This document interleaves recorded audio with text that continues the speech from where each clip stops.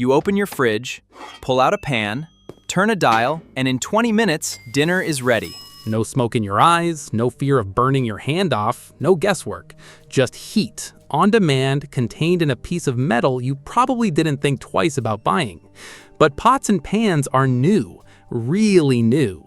For most of human history, if you wanted to cook something, you couldn't just put it in a container and set it over a flame, because that container didn't exist yet. So how do you cook a meal when you have no pot, no pan, no clay vessel of any kind?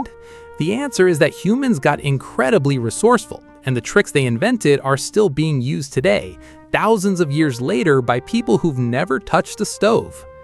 Let's start with fire itself, because before you can talk about cooking, you have to talk about controlling flame. The earliest solid evidence of humans using fire deliberately goes back around 1 million years, to a cave called Wonderwerk in South Africa, and burned bone deep inside the cave. Too far in for a natural wildfire to have reached.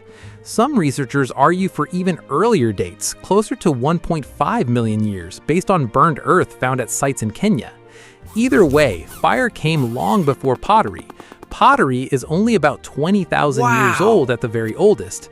That means for roughly 980,000 years, humans had fire and nothing to put over it except the food itself. So the first method of cooking wasn't cooking in anything, it was direct exposure. You threw meat straight onto hot coals or held it over a flame on a stick. Roasting.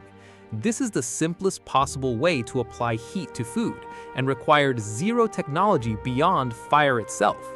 Skewers, sharpened sticks pushed through meat and propped over flames show up in the archaeological record for tens of thousands of years, and honestly probably existed even earlier because wood doesn't preserve well, and we're relying on the rare cases where charred fragments survived. A sharpened stick rots, a cooked bone with cut marks does not, and that's mostly what we have to go on. But roasting only works for certain foods. Try roasting a handful of grain or a root vegetable buried in dirt, and you get burnt on the outside, raw on the inside. So humans figured out something else, burying the food instead of exposing it.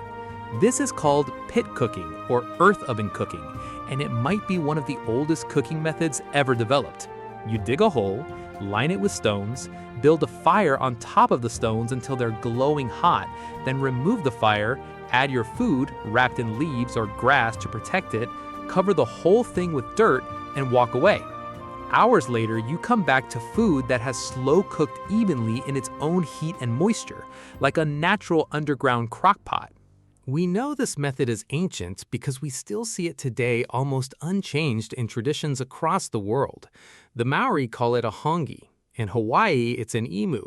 In Mexico, it's a barbacoa, the actual root of the word barbecue. In the American Southwest, indigenous groups used earth ovens to roast agave heart for days at a time. Archaeologists have found fire-cracked rock deposits, the telltale sign of heated stones used in earth ovens dating back over 9,000 years in places like Texas and Utah, and similar features across Europe and Africa going back tens of thousands of years. This wasn't a rare trick. It was one of the default ways humans on nearly every continent cooked food before clay vessels existed. Now here's where it gets clever, because roasting and pit cooking both work fine for solid food. But what if you want soup? What if you want to boil something? You can't boil water without a container, and you don't have a pot. This seems like an impossible problem, and yet humans solved it in at least 3 separate ingenious ways. The first is called stone boiling, and it sounds almost too simple to work. You take a container that can't go directly over fire, something like a hide bag, a hollowed-out wooden bowl, a woven basket sealed tight, or even a section of animal stomach, and you fill it with water. Then you heat rocks in a separate fire until they're glowing, and you drop the hot rocks directly into the water using tongs made of green wood or antler. The rocks transfer their heat to the water, and if you keep swapping in fresh hot rocks, you can actually bring the water to a full boil, even though the container itself never touches flame. Archaeologists have found fire-cracked rocks near ancient camps, splintered and fractured in ways that only happen when a hot stone is plunged into cold water. And this evidence stretches back over 10,000 years across North America, Europe, and Asia. Some groups, including certain plains nations in North America, were still using stone boiling in animal hide bags well into recent history, long after metal pots were available elsewhere, simply because the method worked and was portable. The second method is boiling in an animal's own stomach or bladder, which is exactly as resourceful as it sounds. After a kill, the stomach lining is tough, flexible, and naturally waterproof. Clean it out, fill it with water and meat, tie it shut, and either hang near a fire or drop hot stones inside, just like the hide bag method. The stomach can take a surprising amount of heat before it fails, long enough to cook the contents inside.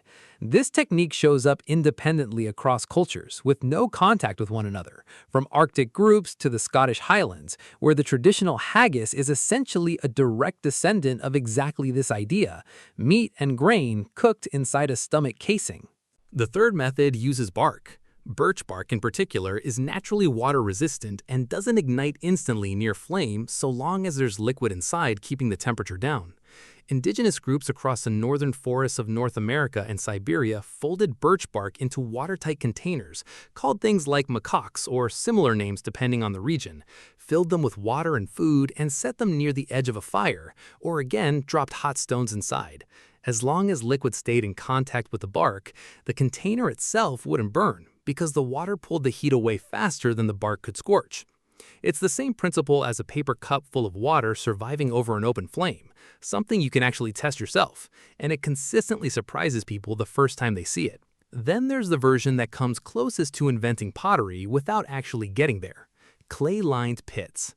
Long before anyone fired clay into a hard, permanent pot, people were smearing wet clay into the walls of cooking pits to help hold heat and moisture, or wrapping food in clay before burying it in coals, a method that still shows up in modern cooking as clay-baked fish or clay-baked chicken, where the clay hardens in the heat of the fire itself and is cracked open afterward to reveal the food steamed perfectly inside. This is likely one of the direct paths that led toward true pottery. Someone noticed clay left near a fire pit hardened and held its shape permanently, and eventually someone deliberately shaped it into a vessel and put it in the fire on purpose. The oldest fired pottery vessels found so far come from Xianrendong Cave in China, dated to around 20,000 years ago, though for a long time archaeologists assumed pottery was invented much later, closer to the rise of farming around 10,000 years ago. That older date pushed the timeline back dramatically and showed that pottery was actually developed by hunter-gatherers, not farmers, which upended a lot of earlier assumptions about why pottery was invented in the first place. What's remarkable is how long the gap is between controlled fire and functional pottery.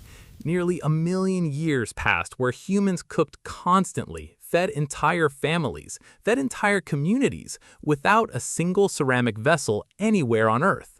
And they didn't just survive on burnt meat. Stone boiling and clay pit techniques allowed for soups, stews, and porridges, the kind of long, slow-cooked food that breaks down tough fibers and releases more nutrition than raw or roasted food alone. Some researchers argue this shift, being able to cook liquid-based meals, was a major factor in early human brain development, since cooked food, especially cooked starches and proteins, is dramatically easier for the body to digest and extract calories from compared to raw food. Cooking wasn't just a convenience, it was very possibly one of the reasons our brains got as big as they did. So think about what that actually means. Someone, thousands of years before pottery existed, looked at a pile of hot rocks and a hide bag and thought, what if I put those together?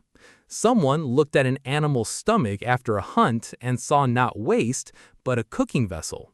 Someone folded bark into a bowl and trusted that water would keep it from catching fire, and tested that trust against an open flame. None of this was written down. None of it was taught in a classroom. It was passed from person to person, generation to generation, refined by trial and error, and the simple fact that hungry people figure things out. Now you preheat an oven with a button. You boil water in a kettle that shuts itself off. You wrap leftovers in plastic instead of bark or hide. But every single one of those habits, boiling, roasting, slow cooking something wrapped and buried, all of it traces back to people who had nothing but fire, rock, and whatever they could scavenge from the animals and trees around them. They didn't wait for the pot to be invented before they figured out how to eat well. They built the entire art of cooking first, and the pot came later, almost as an afterthought, a better container for something humans had already been doing brilliantly for 1,000 centuries.